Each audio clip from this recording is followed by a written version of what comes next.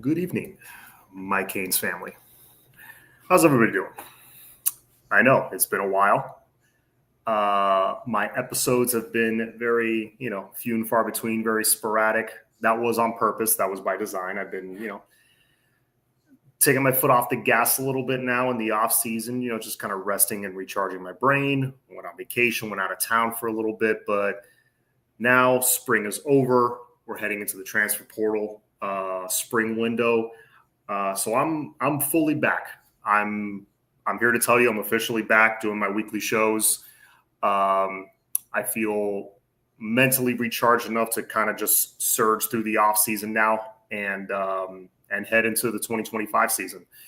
So, it's not like years past where the off season was largely quiet. Now there's news every week throughout the spring and summer. So there should be plenty to come.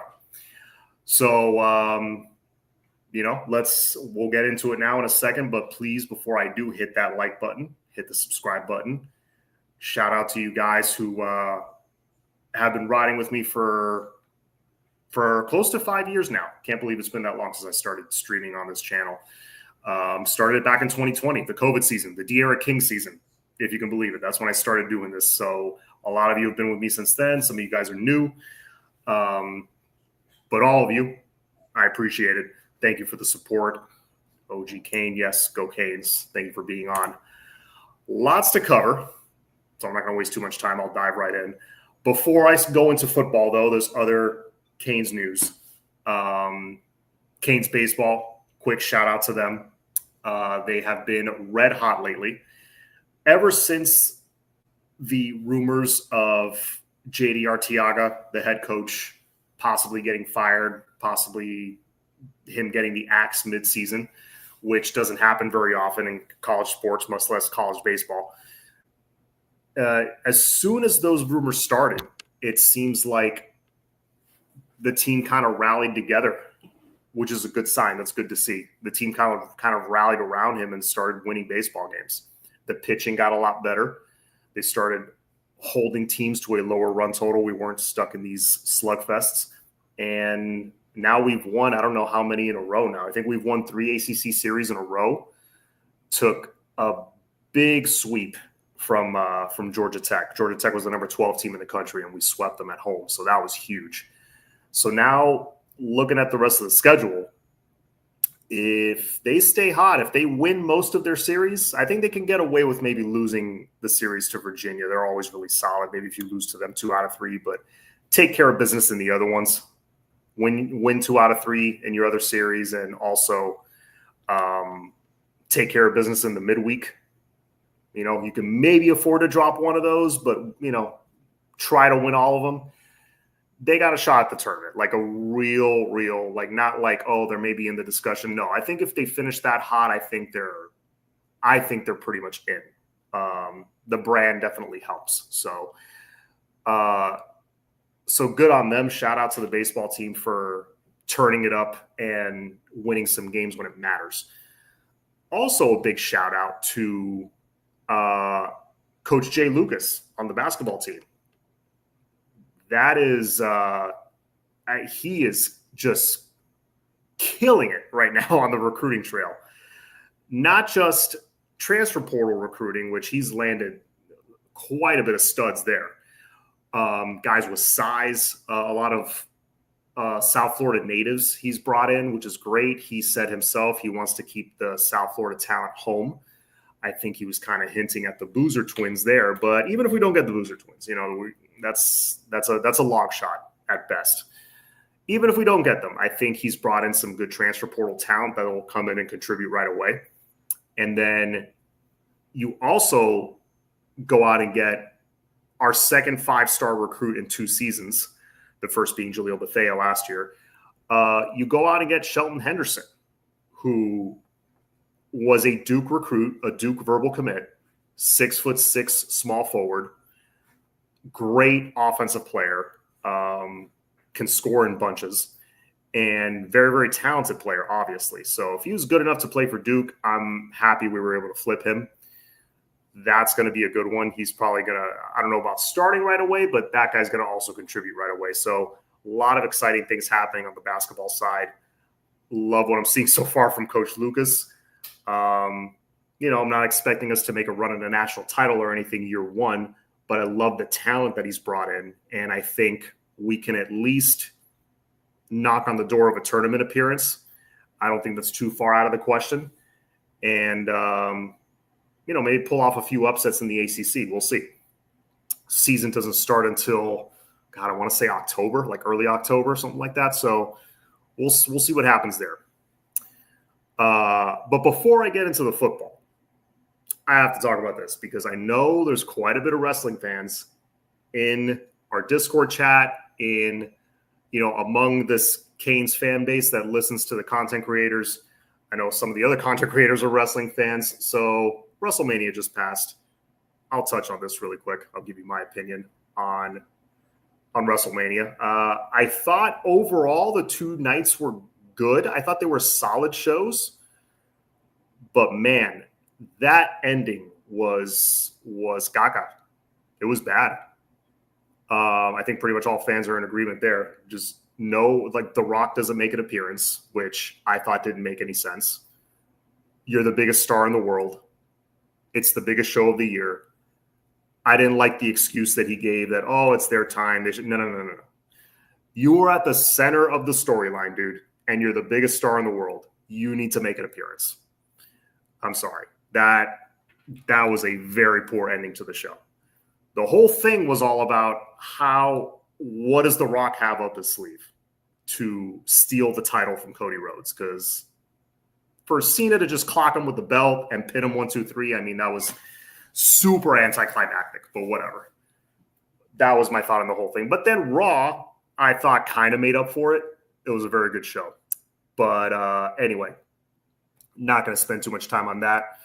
I know there's some non-wrestling fans that are like, come on, let's get to the football already. No problem. Let's do it.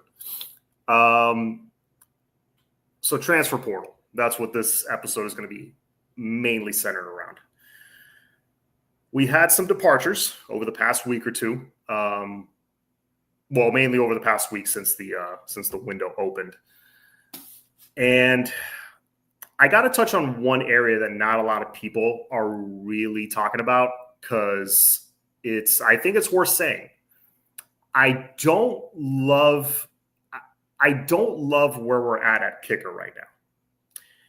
And I know we're coming off of 5 years of the Borregales brothers. Jose Borregales was a beast in 2020. 2021 through 2024, mainly the last 2 seasons, I thought Andy Borregales was the best kicker in the country. A few hiccups early on in his career, that's to be expected, but for the most part, 5 years of very, very, very solid kicking. Now, Abram Murray, who, from what I'm hearing, the accuracy wasn't quite there in spring practice. So, and Carter Davis was also there competing with him. They liked how he was performing much better. He was ahead in that battle.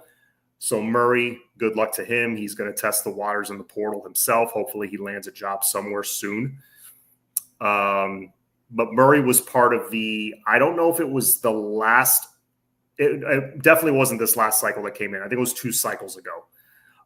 He was a freshman last year. So he came into that class. He was a very highly touted kicker. Unfortunately, didn't pan out for him, at least not here. Hopefully he lands somewhere else and he does well. But I don't know. Apparently the coaches, the staff seems to be good with Carter Davis as of right now. They may look to I don't know. This is my opinion. If I were them, I would look to the portal, bring somebody in at least for competition. Because I know Carter Davis initially, I think, was brought in as like the kickoff guy. Because he's got a leg. He kicks a lot of touchbacks. But if I read correctly, he's 4 for 11 in his career on field goals. So I don't know. I don't love that stat because I remember the last time I saw a stat line like that, it was for Bubba Baxa, and that did not turn out well. It cost us games, if you guys remember correctly. It cost us a few games that season. That was the first Manny Diaz year when Jaron Williams was the quarterback. A lot of games came down to like a missed extra point or a missed chip shot field goal. yeah, it was not good. It was kind of a disaster. Bad special teams can lose you games. So hopefully either Carter Davis is that guy and he's reliable this season, or they go out and get another one.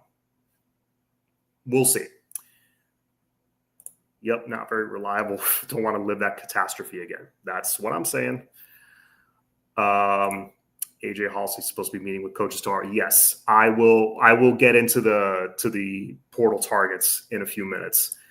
Right now, just focusing on the departures. So you got Abram Murray leaving. Wish him the best. Again, hopefully Carter Davis performs well. But honestly, just for competition, I would bring somebody in. The other departures, you had Elias Rudolph, the defensive end. You had, see if I can remember off the top of my head. Zaquan was the biggest one, probably. Joshua Horton, Emmanuel Carnley. Those are some of the names that have departed. Carnley, I wasn't really surprised by any of the names, and I'll tell you why in a second. Carnley, I don't think it said he was performing bad necessarily in the spring. I think a lot of these DB acquisitions that came into the spring, I think for the most part they performed well. The ones I heard the most about are obviously Xavier Lucas. He might have been performing the best out of all of them. Zachariah Poyser performed very well. Brantley performed very well in the slot. And then the kid from Washington State, I'm forgetting it, Ethan O'Connor. He performed very well as well. So I heard good things about pretty much everybody. OJ was banged up. He missed a lot of the spring. The one I heard the least about was Carnley. So it wasn't too surprising that he went and hit the portal. I knew going in, we brought in so many guys. I knew going in that, yeah, one or two guys will probably jump. Whoever performs the weakest of everybody, whoever, the cream's going to always rise to the top. Whoever doesn't rise to the top is probably going to jump instead of, waiting their turn like in years past. That's not a thing anymore. So Carnley hits the portal. Good luck to him. 6'2", 6'3", long, lanky dude. I think he's got a lot of potential. I just think he was still very raw. He probably wasn't ready to realize that potential just yet. And remember, you still got Damari Brown. So, and a guy that good, if he's healthy, you got to put him somewhere. Even if it's like in the slot or something, you got to put Damari somewhere. And then, of course, Rudolph, the defensive end, still has to put on weight, but talented. I definitely saw some the times I caught a practice not too long ago, like towards the end of spring, and he looked quick and explosive. It's just, he looked a little lighter. So I think that was a case where he still needs to put on some weight, and there was a ton of guys in front of him. So good luck to him as well. Joshua Horton, I'm going to call a spade here. He just could not seem to stay healthy. It was a recurring problem for him. He just could not stay healthy. When healthy, I thought, if healthy this season, I thought he could have been in the 2 deep. I think he's that talented. But Horton, hope he gets right. He got signed by Georgia. Good for him. I mean, that's a great place for any D tackle to go to. It is his home state. That makes sense. And Georgia seems to like plucking guys that don't perform here, but, they have the measurables, they have the upside, like Jayden Harris, for example. Like Kobe Young, so they grab those guys. So hopefully Horton and Jayden Harris perform well there next year. I hope the best for them. They just didn't work out here. Zaquan, I think, of all the departures, is the one that hurt the most. I think his issues weren't like actual play on the field. I'll just leave it at that. And I think, he's hitting the portal, and I think he'll find a good landing spot. He's way too talented. Someone will take a chance on him, and, with a little maturing, little growing up, I think he has a chance to still do very well wherever he lands.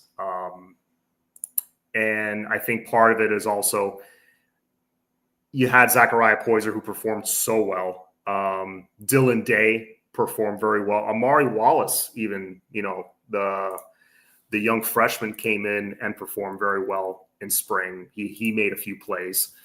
And that was surprising to see because I feel like they put him out there a little early. I was surprised to see him back from his injury so soon because he had a significant injury. He came in, made some plays, so I like the guys that are emerging at DB. And now to my next point, what you guys brought up with AJ Haulcy. So those are the departures. Wish them all the best. Now you lose a guy like Zaquan, who, at least I would think would at least be in the 2 deep in certain packages this year, at the very least. Now, a guy like AJ Haulcy, who's meeting with the coaching staff tomorrow, supposedly, we know there's been reports of that. He's not just a day one starter. He's a day one impact guy. He can change your defense. He can come in, plug him in right next to Zachariah Poyser. You got Markeith Williams and Dylan Day right behind them. You got Damari Brown, who you can move around on certain packages, maybe put him in as a third safety, maybe put him in at the slot. Now you don't have to, you're not forced to move him to safety anymore because now you put in a guy like Haulcy, you can move him around. He could be a little more versatile. You don't have that glaring need out there. And then at corner, you're looking at right now your 2 starters on the boundary, OJ Frederick and Xavier Lucas. I mean, that starting 5 in the secondary is just absurd, in a good way.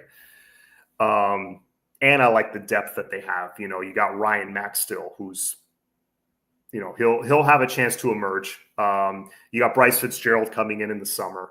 Amari Wallace, like I said, making plays. Dylan Day. It's looking really, really good for the secondary personnel wise.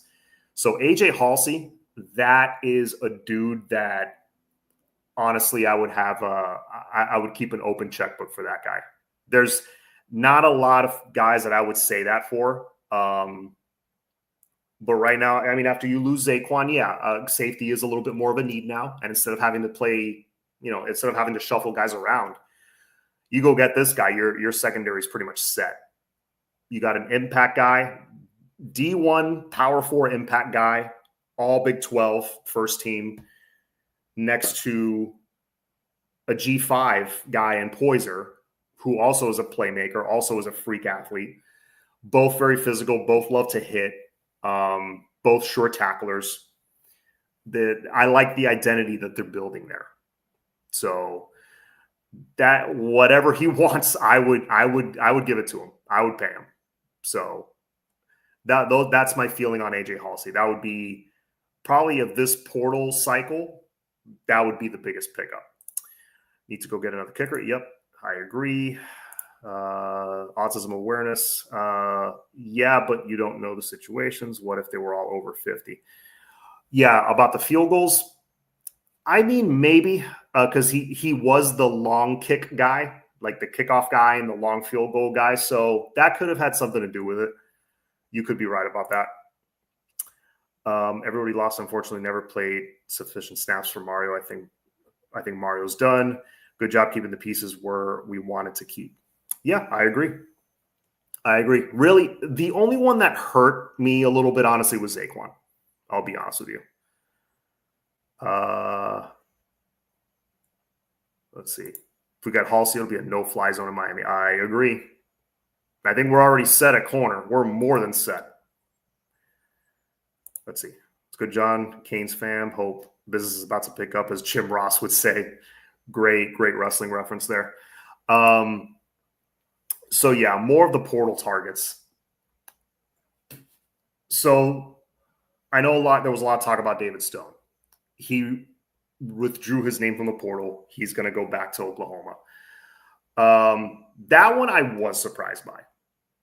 But then I looked at it and I was like, okay, I think he was just upping his price tag, trying to get more money from Oklahoma, which I didn't understand it at first because I was like, man, if they're saying he was good in the spring, then why did they want to cut his pay a little bit? now that I'm finding out more, they wanted to cut his pay right after the season ended because, he went through his freshman year. I think he had like 6 or 8 tackles, something like that. He really didn't do a lot. He was in the rotation here and there.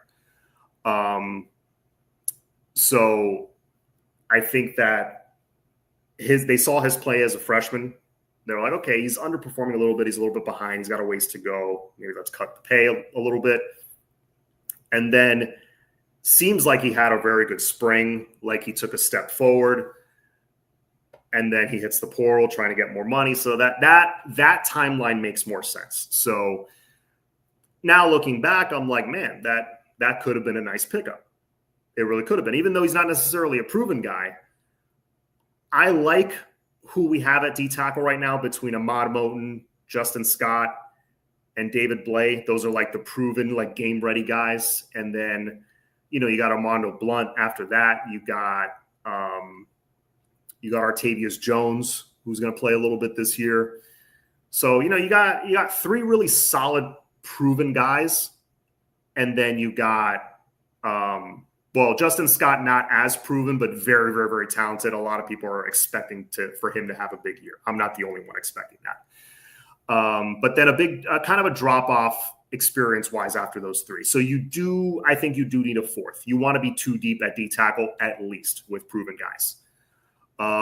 Dante Simpson. Yes. Good shout out there, Jacoby. Yes. Dante Simpson was a nice, pleasant surprise during the spring. He really reshaped his body. Late bloomer. He was a guy that pretty much everyone talking about him at practice the other day said the same thing, that like from one year to the next, when he was a recruit to now arriving, he looked like a different human being. Even with the growth, still has a lot of baby fat on him that he's going to have to, he'll burn off as he's, in college. He just gets stronger and stronger, and just looked really impressive. Had a really high motor, didn't quit on plays, just really, really explosive. Dante Simpson was a nice surprise. You're right. I kind of forgot about him for a moment. But it would be nice to get a 4th, like 3rd, 4th D tackle. Someone with experience, somebody with snaps, maybe even someone who can compete for a starting job. David Stone could have been that. Unfortunately, that ship has sailed. But between him and Murad Watson, I was like, man, if I had a choice between those 2, give me Murad Watson all day. A freshman All-American in the ACC, are you kidding me? Yeah, give me Murad Watson. But if I read this right, I believe he just committed to Texas earlier this afternoon. So he might be off. He's off the board now. So that one sucked because I knew we weren't like the front runners for him, but Watson was like an intriguing option. I thought, man, we really, if we're gonna overpay at that position, like if you're gonna, again, like Haulcy, if you're just gonna have, hey, open checkbook, dude, whatever you want, Watson was another guy that I would have done that with. But unfortunately, he is already committed to Texas, so he's off the board. The next best option of the guys that Miami is interested in would be Braxton Feely. Braxton Feely is a defensive tackle who has good production. Was a 5-sack, 14 tackle guy last year, 14 solo tackles, or 14 tackles for loss, I believe. Hold on, let me check that again. Yeah, the only high D tackles on the board right now are USF D tackle and Boise State D tackle. Yeah, the Boise State D tackle is the one we're talking about right now. Yeah, because he has really good production. Let me pull that up really quick. Braxton Feely. Here we go. ESPN. Yep, 24 total tackles, 14 solo, 10 assisted, 5.5 sacks. The season before that, 2023, had 3 sacks and 3 forced fumbles. So those are huge plays right there. Definitely more of a not a plug that's gonna occupy multiple blockers or anything because he is undersized. He's listed as 6'1", which means he's probably closer to 6 feet. 280, 290, but yeah, listed as 297. So he's more of that pass rushing specialist. Got a little bit of, that brings me a little bit of pause because he did have a great season at Boise State. But, you know, they don't play a P4 schedule. They play a G5 schedule. So it's not the same level of competition. How will he fare in an ACC schedule? And how will he fare in a schedule where 2 of your first 4 games are against Florida and Notre Dame that have really good size in the trenches? I'm not sure. I'm not sure he would fare well. I mean, we say, our coaching staff says it themselves, big people push around little people. All right. And he's more on the little side. Again, has a high motor, very productive. I mean, you don't get 5.5 sacks as a D tackle by accident.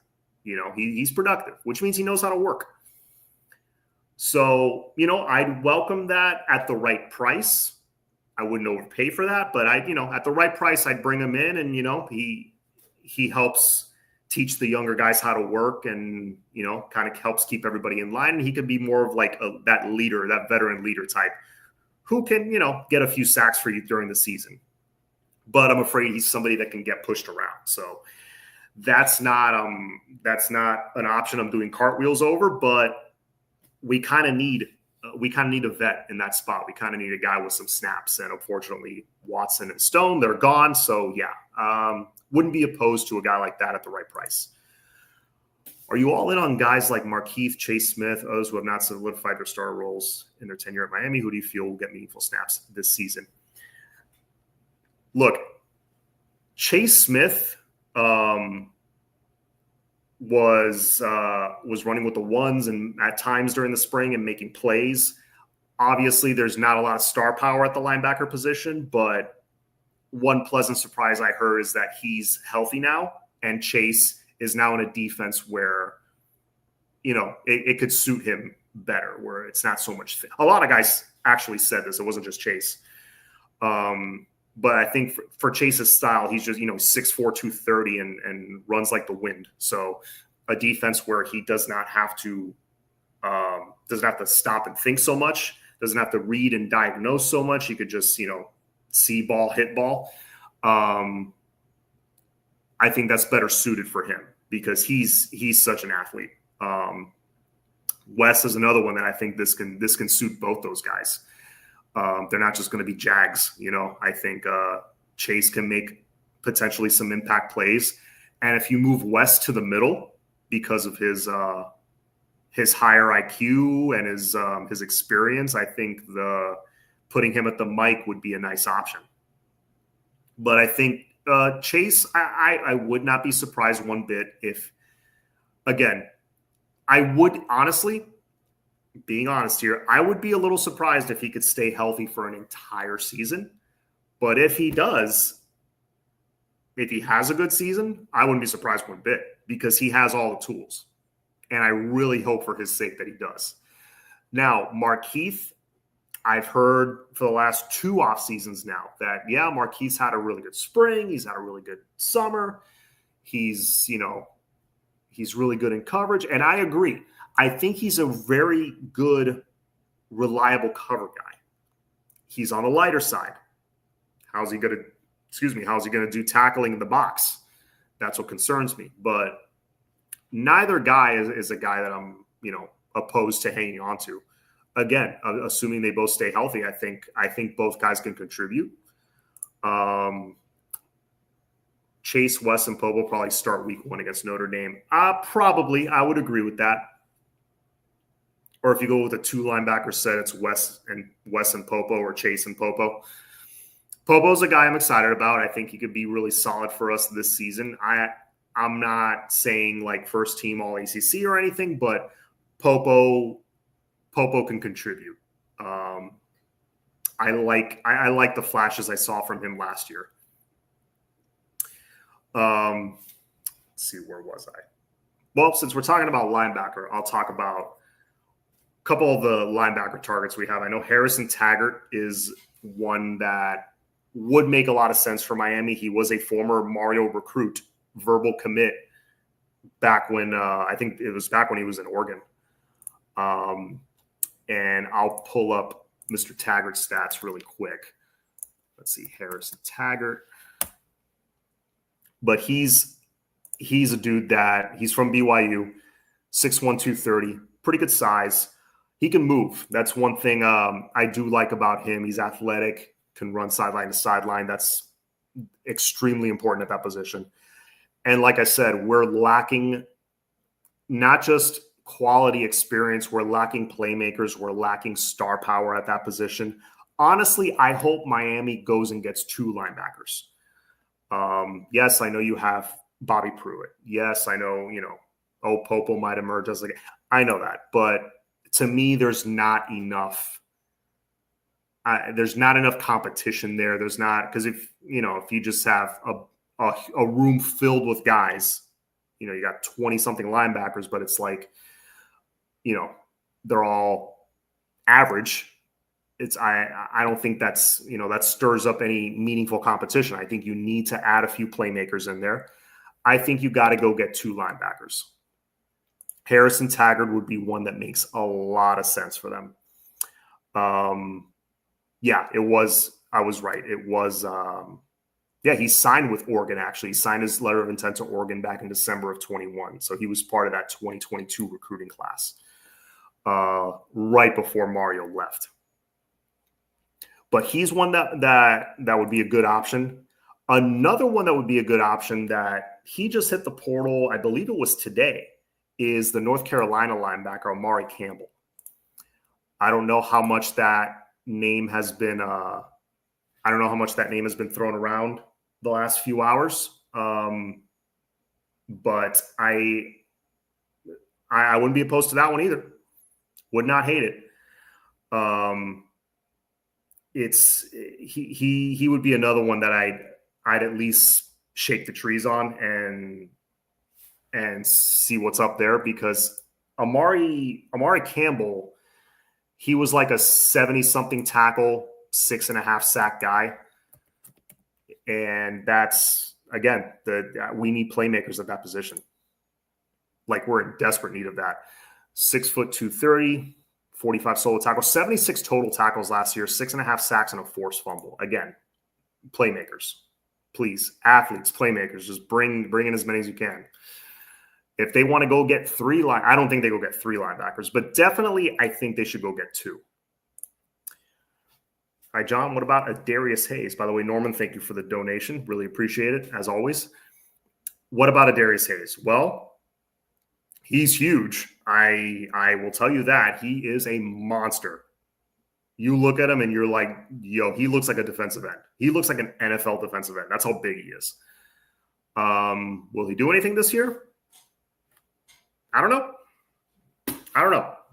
No linebacker really blew anybody away during the spring. I'm going to be honest. So definitely a guy I would hang on to.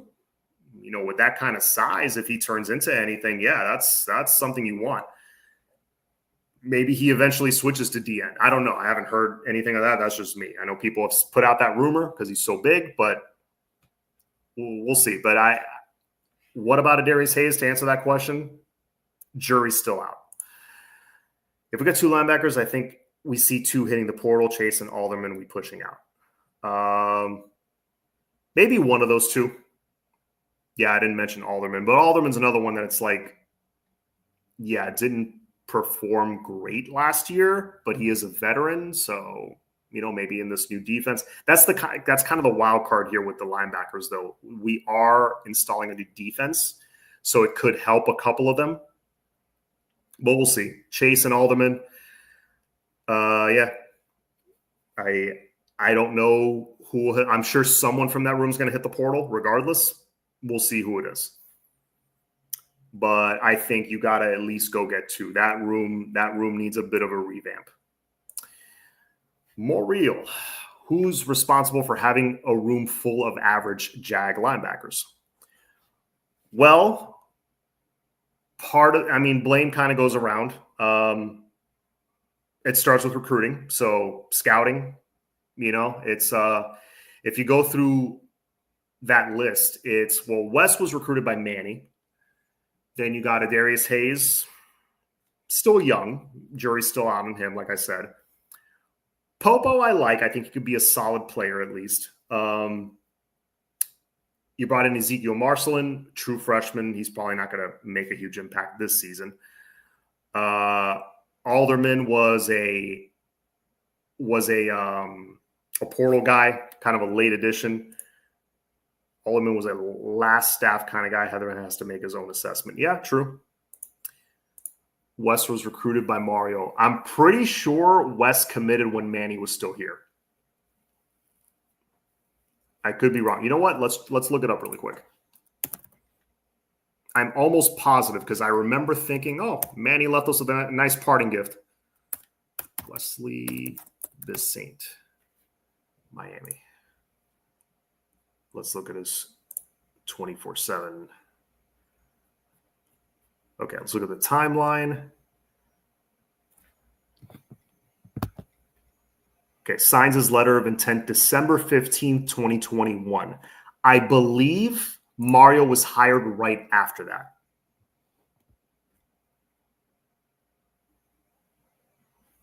So, yeah, when was Mario hired?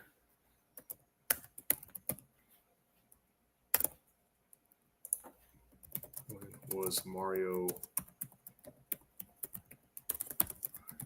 by Miami? December 6th, 2021. Oh, hey, I stand corrected. Mario was hired December 6th, 2021. So right after that. Okay. So technically he's a Mario recruit. Manny was going after him. Okay. But you're right. You are correct. Yeah, so just going through the linebackers in the room right now. Bobby Washington was one I was excited about, but he's hurt right now. Y'all made a big deal about Mario leaving to secure Wes. Yeah, no, I'm thinking back and I remember now. Yeah, it was 3 years ago, but yes, I remember. Yeah, I think it's a combination of a few things. It's the scouting. I think maybe we just haven't made the best choices there. Also, it was, hey Mo, what's going on, dude? Pruitt needs to start. He might. He just might be a very specific package kind of guy.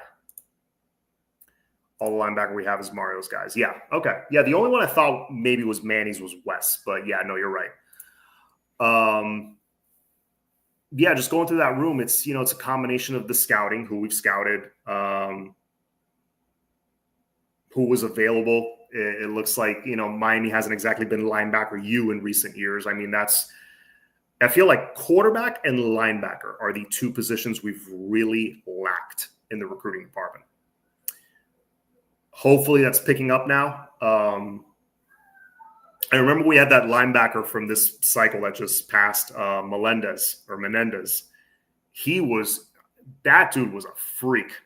I was really excited about him, but then he decommitted. But those linebackers, like that body type, are what we've been missing. Over the years, we've recruited a lot of undersized guys. A lot of guys are a little too slow. And also the development, for whatever reason, hasn't been there at that position. Lately, since Mario's gotten here, development's been there at O-line for sure. Development's been there, I would say, at running back. I would say at tight end, it's been there. We just had a lot of injury issues recently at tight end, but I think it's been there. Receiver. I think that the development of receiver's been there. Defense, we'll see what happens this year. D-line, I think certain guys have developed. But linebacker, yeah, for whatever reason, it hasn't been there. And it hasn't just been Mario. It's been Manny. It's definitely Manny. It was non-existent. It was Al Golden. It was Randy Shannon.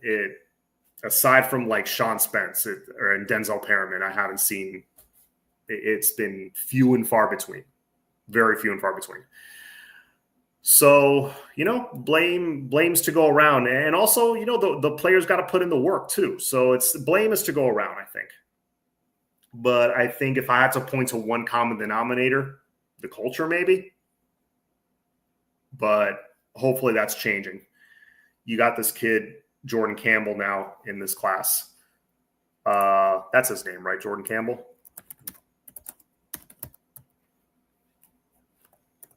Let me just check really quick. Jordan Campbell, Miami. Yeah, the 2026 linebacker.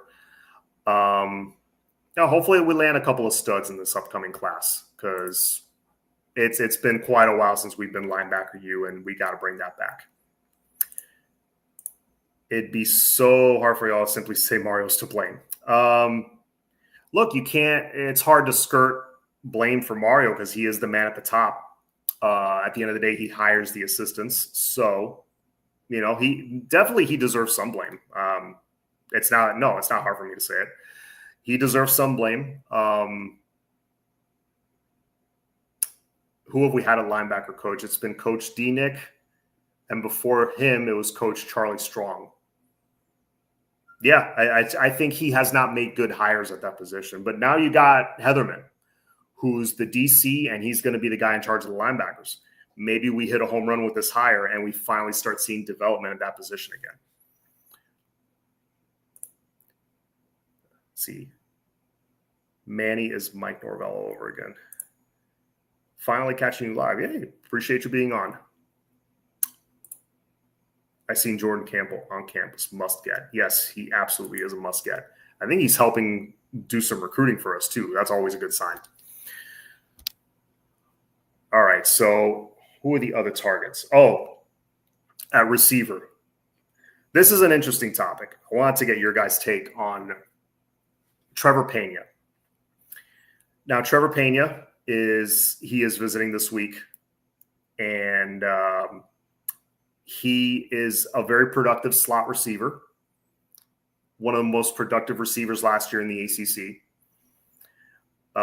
He would fill a gaping hole that we have at the slot when it comes to an experienced slot receiver. Don't get me wrong. I love our young guys. I love Malachi Toney.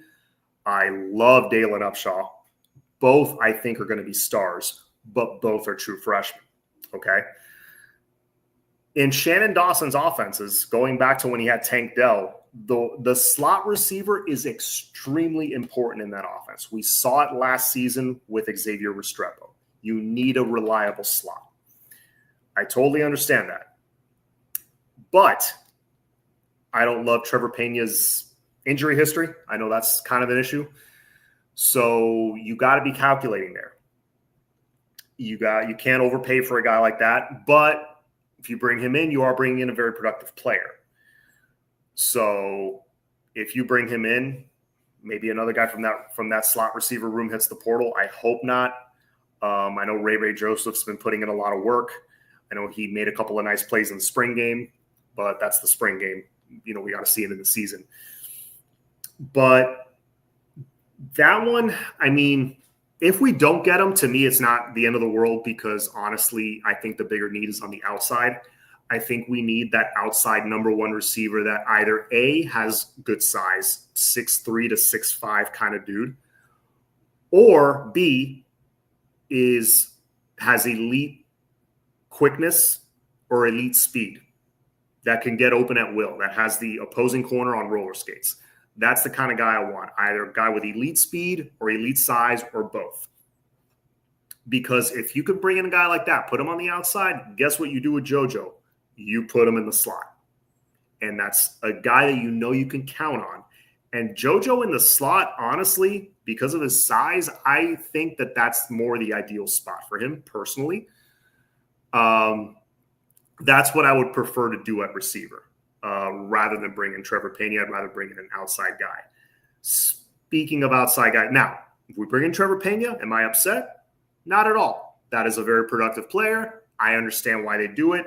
It's kind of like when Jim Larinaga with the basketball team likes to bring in an experienced point guard. His offense needs an experienced point guard. Shannon Dawson's offense needs a reliable, experienced slot receiver. That's like a safety blanket for the quarterback. So I get it if you bring him in, not upset one bit. Not ecstatic, but I'm not upset one bit. I think we're bringing in 2 receivers. I think we're bringing in 2 linebackers. I feel pretty good about AJ Haulcy. We'll see. Say we bring him in and impact safety, and then you bring in 2 linebackers, a safety, and two wide receivers. 5 guys that can make an immediate impact. Thankfully, D tackle isn't as glaring of a need. If it was, not getting Watson or Stone would have sucked. But I think those are more, pressing needs right now. Keelan Marion. And this will be, I'll cover a couple of more guys. So Keelan Marion is an excellent kick returner, had 2 kickoff returns for touchdowns last season for BYU. He's an interesting option because of his versatility. He can be a weapon for you on special teams. He can be someone you use on jet sweeps, like you can use him in the running game that way. And he's a pretty solid wide receiver, just a well-rounded football player. He could fit this offense very nicely.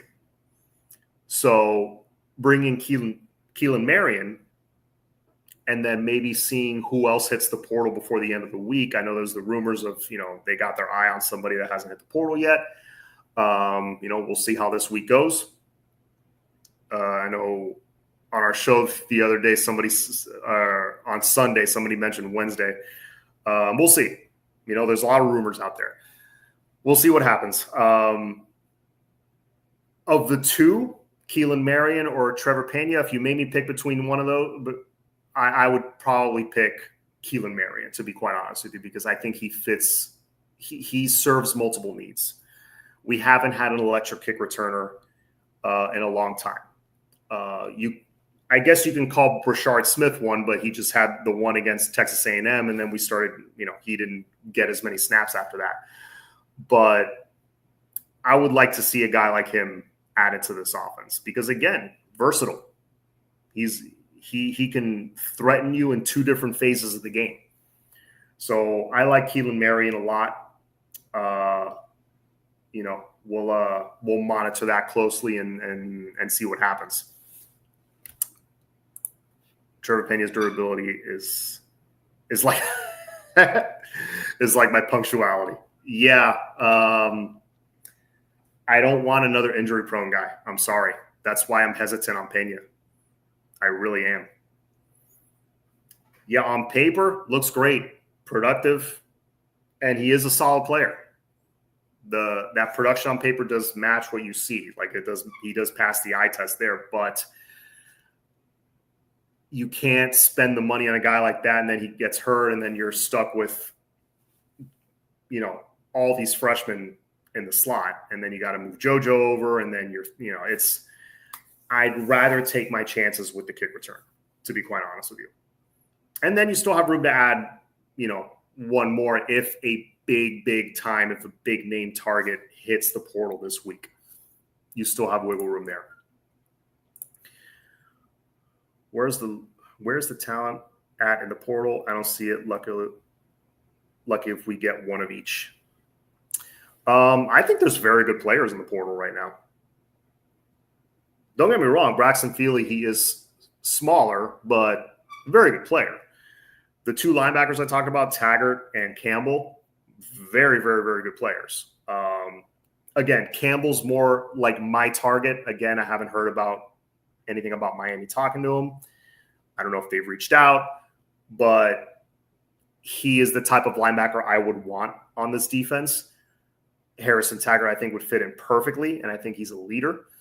So there's a couple of good players there. Marion, I think, is a very good player. I don't think – I don't agree with that. There isn't much talent there. I don't think there's a lot of – and Haulcy. Halsey's an impact player. I don't think there's I don't think there's a lack of talent in the portal right now. I just don't think, aside from Haulcy, I don't think there's any superstars or anything. But remember, this is the April window. I feel like more of those guys would have been in December. Nobody can scare the other team defensive coordinators right now. Just think about who scares you, Muhammad. I mean, if I'm facing JoJo Trader and I really knew about him, he might keep me up at night a little bit. But yeah, no, you're right. There's no true number one on our wide receiver core. That doesn't mean someone can't emerge, but there's no true number one right now. I mean, either way, I'm adding one or two receivers. A month ago, I was like, you know what? I think even if we don't add somebody, I think we're okay with what we have. But now we went through spring, I'm like, not that the receivers perform badly. I'm just like, now that I saw some of it on the field and seeing how young we still are, talented, Joshua Moore, stud. You got Upshaw, stud. Malachi Toney, I was really pleasantly surprised to see how like game ready he already is. But they're very young. When I saw that, I was like, yeah, I need us to go get at least one. At least one, better to get two. Boom, we got George just grabbing bodies in the portal. AJ Haulcy. I just wish we kept Horton instead of paying someone else. Yeah, it would have been nice to keep Horton. Horton could have developed into that number one. I thought he had number one potential. But I think we could possibly bring in somebody with even more production. All right, last guy I'm going to talk about. Let's see if I get your thoughts on this guy. Shamar Brown. Goes by Marty Brown for short. The running back from North Dakota State. Miami will be hosting him this week. I love this potential pickup. I really do. This is one of my favorite targets of the portal cycle, and I'll tell you why. It's perfect because I don't need a starter at running back. You got a guy like him who's an FCS player who was not player of the year. He was like FCS freshman of the year. They don't just hand that award out. And a who's who list of guys have won that award. Like, Cam Ward has won that award. I think Shedeur Sanders won that award. So, it's a good indication of future success.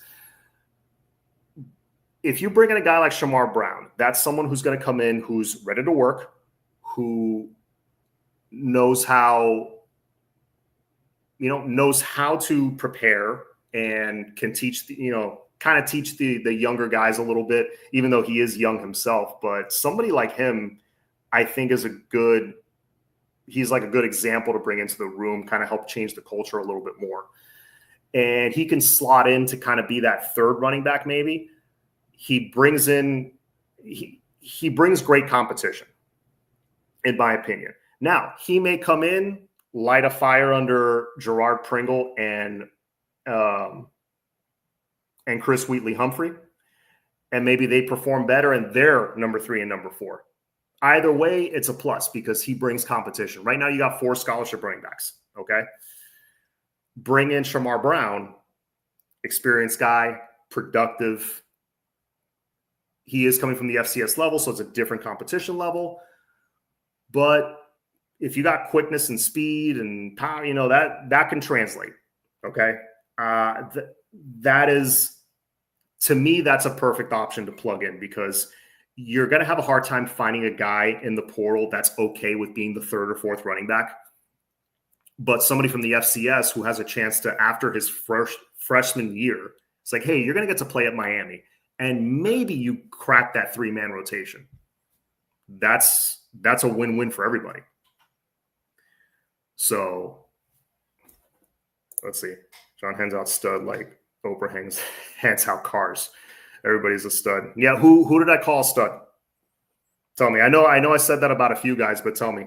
Name obviously it's, according to you, I say it about everyone. Give me the list. Got to get a fifth running back. Most D1 teams have a 5-6 running backs on scholarship. Yeah, you need at least 5, especially us being a physical running team. We need bullets in the chamber. I still remember that first season with Mario where we had to go pick up Lucius Stanley off, like an NFL team picking up a guy off waivers. Yeah, so that's pretty much it for me. If you got any other questions for me, please fire them off in the next minute or two. If not, please hit the like button, hit the subscribe button. I'm just looking through the comments to see if I missed anything. Mo, did I get? Yes, I did. I didn't say thank you, though. Thank you for the donation, Mo. Really appreciate it. Manny is like Mike Norvell. Not catching you live. Yeah. All right. I think I got everybody. All right. I'm going to go relax. I've been fighting off a bit of a cold, so that's why my energy is kind of like, whew. The plane's kind of crashing right now, but thank you for hanging on with me and just shooting the shit, talking some Canes. I will be back on next week. And don't be salty. It's not to down you, sir. No, I get it. Elias Rudolph among many. Did I call him a stud? I mean, Elias Rudolph's very talented. And yes, it is a word. It is a word I like to use. Yeah, so is there going to be any depth added to the O-line? I haven't heard anything there. I mean, Mario being an O-line guy, I could see that. I could see him maybe adding a veteran, like an interior guy. But I like who we have in the starting 5. But we'll see. If someone, I mean, you never know. The portal giveth and the portal taketh away, right? So someone could jump and then we have to fill that spot. You never know. I'm not saying someone will. I don't know. So yeah, we may have to go out and find just a depth piece for O-line. But to answer your question, I haven't heard anything. Yeah. So anyways, hit the like button, hit the subscribe button. And as always, go Canes.